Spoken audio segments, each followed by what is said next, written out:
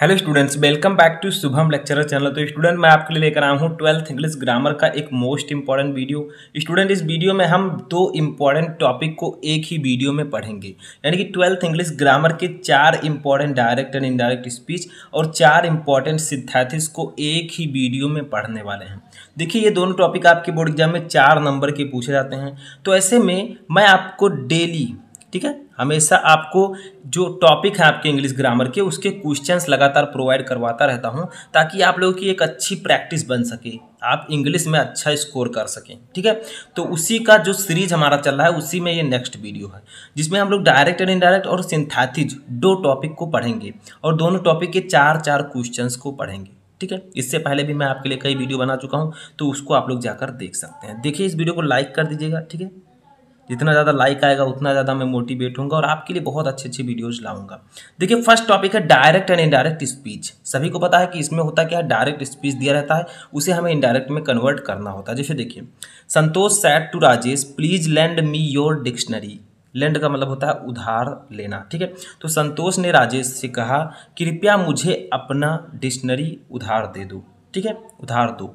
Dictionary का हिंदी होता है शब्दकोश। ठीक है, तो देखिए, ये आपका इंपरेटिव सेंटेंस है क्योंकि यहाँ पर प्लीज लगा हुआ है। अब इसके लिए रूल क्या होंगे, तो देखिए, संतोष संतोष, तो देखिए आप लोग देख रहे हैं कि यहाँ पर प्लीज लगा हुआ है। प्लीज का यूज हम कब करते हैं, जब किसी से रिक्वेस्ट करना होता है। ठीक है, तो सैड टू के स्थान पर यहाँ हम रिक्वेस्टेड का यूज कर देंगे। ठीक है, क्योंकि यहाँ पर रिक्वेस्ट किया जा रहा है। ठीक है, रिक्वेस्टेड। अगर यहाँ पर ऑर्डर दिया जाता तो आप लोग ऑर्डर्ड का यूज करते। ठीक है, अब राजेश लिख दीजिए, राजेश।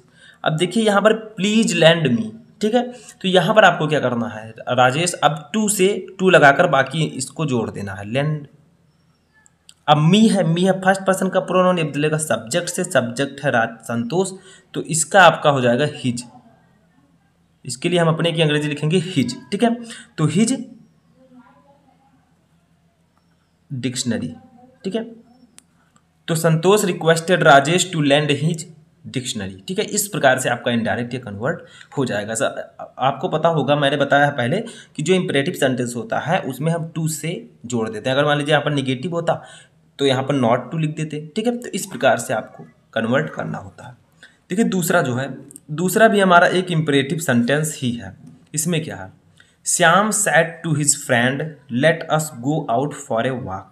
ठीक है, यानी कि श्याम ने अपने मित्र से कहा, हमें वॉक पर जाना चाहिए। ठीक है, तो देखिए यहाँ पर हमें क्या करना है, तो देखिए श्याम, यहाँ पर लेट अस आ चुका है, इसका अलग नियम है। ठीक है, तो देखिए श्याम।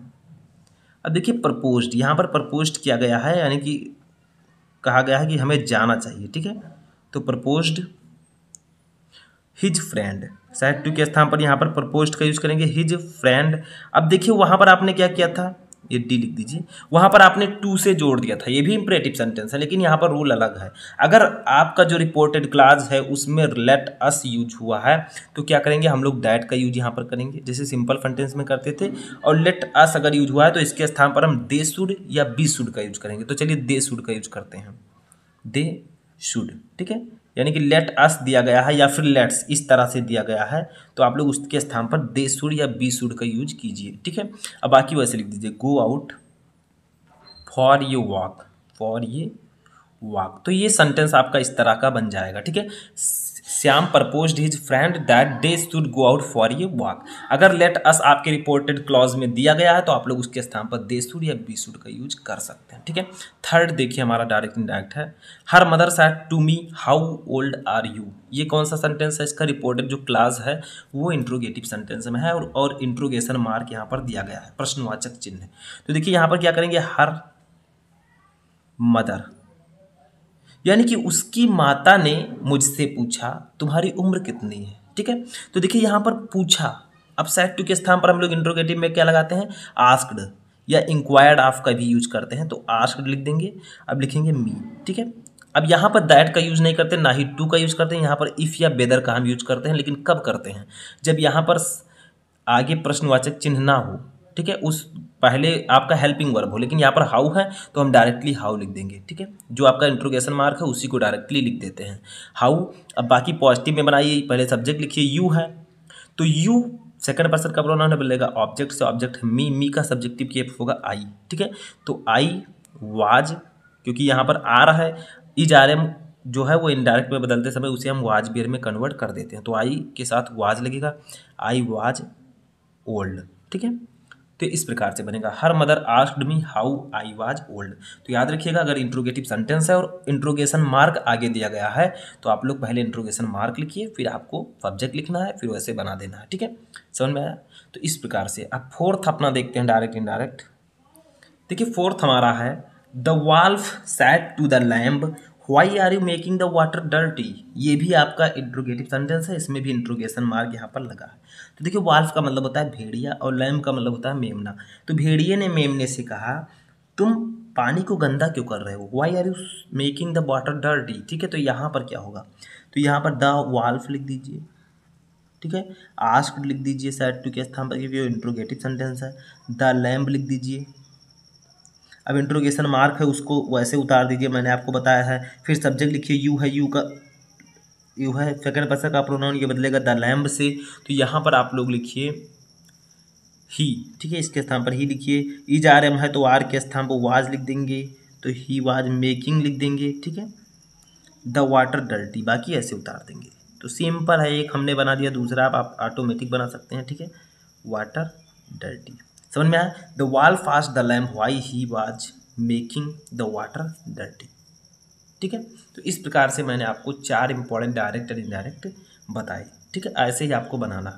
और हमारा सेकेंड टॉपिक है सिंथेसिस ऑफ सेंटेंसेस। इसका मतलब होता है दो या दो से अधिक वाक्यों को जोड़कर एक सेंटेंस बनाना, दो या दो से अधिक सेंटेंसेस को जोड़कर एक सेंटेंस बनाना, बट उसका जो अर्थ है, मीनिंग है, वो नहीं बदलना चाहिए, ठीक है। जैसे देखिए, he is poor he can not buy a flat, यानी कि वह गरीब है, वह बहुत गरीब है, वह फ्लैट नहीं खरीद सकता। तो देखिए यहाँ पर मैंने आपको बताया था कि ही इज वेरी पुअर, तो यहाँ पर लिख दिए he is too poor, too poor to buy ये फ्लैट, ठीक है। ये रूल मैंने आपको बताया था कि अगर ही इज वेरी लगा तो उसके स्थान पर टी डबल वो लिख दीजिए, फिर पुअर से लिखकर फिर टू लिख दीजिए, इन्फिनिटिव बना दीजिए, टू बाय ए फ्लैट, यानी कि वह फ्लैट खरीदने के लिए बहुत गरीब है, ठीक है, यानी कि इतना गरीब है कि वह फ्लैट नहीं खरीद सकता। सेकंड देखिए, सेकंड है he is happy he is poor, इसको आपको बदलना है कॉम्प्लेक्स सेंटेंस में। देखिए आपको सिंथेसिस में क्या करना है, जो ये दो सेंटेंस यहाँ पर दिए गए हैं, एक ये एक ये, इन दोनों सेंटेंस को जोड़कर सिंपल सेंटेंस में बदलना है, जो ब्रैकेट में लिखा हुआ है उसी के अनुसार आपको चेंज करना है। जैसे देखिए, he is happy he is poor, वह खुश है वह गरीब है। अब इसको आपको एक सेंटेंस बनाना है, वो भी कॉम्प्लेक्स सेंटेंस होना चाहिए। तो देखिए यहाँ पर हम क्या करेंगे,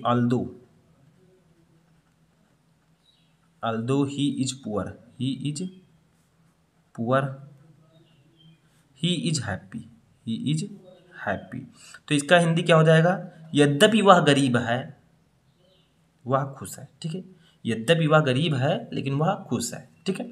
थर्ड देखिए, थर्ड है the doctor came the patient had died, यानी कि डॉक्टर आए, पेशेंट मर चुका था, ठीक है, पेशेंट की रोगी की मृत्यु हो चुकी थी। इसको आपको कॉम्प्लेक्स सेंटेंस में कन्वर्ट करना है। तो देखिए सभी को पता है, यहाँ पर लिखेगा पहले the patient had died, the patient had died before the doctor came, before the doctor केम, ठीक है। यानी कि the patient had died before the doctor केम, यानी कि पेशेंट, डॉक्टर के आने से पहले पेशेंट मर चुका था, या डॉक्टर के आने से पहले रोगी की मृत्यु हो चुकी थी। देखिए यहाँ पर द डॉक्टर केम, यानी कि डॉक्टर के आने से बिफोर पहले, ठीक है, द पेशेंट हैड डाइड, रोगी मर चुका था। समझ में आया? तो वही चीज़ ऊपर कहा गया, वही चीज़ नीचे कहा गया, हमने सिर्फ इन दोनों सेंटेंस को जोड़कर एक कॉम्प्लेक्स सेंटेंस बना दिया है, जो कि यहाँ पर ब्रैकेट में दिया गया था। नेक्स्ट क्वेश्चन हमारा है, देखिए, Ram is an intelligent boy. अब इसको समझना होगा, थोड़ा अलग है, ठीक है। Ram is an intelligent boy, फिर फुल स्टॉप है, ही इज वेरी पंचुअल, फिर फुल स्टॉप है, he studies in 12th class. इसको आपको सिंपल सेंटेंस में कन्वर्ट करना है, 3 सेंटेंस है, तीनों को जोड़िए और सिंपल सेंटेंस में कन्वर्ट कीजिए। तो देखिए Ram is an intelligent boy, यानी कि राम एक बुद्धिमान लड़का है, ठीक है। ही इज वेरी पंचुअल, वह समय का बहुत पाबंद है, यानी कि समय पर हर काम करता है। He studies in 12th class, वह 12th क्लास में अध्ययन करता है या पढ़ता है।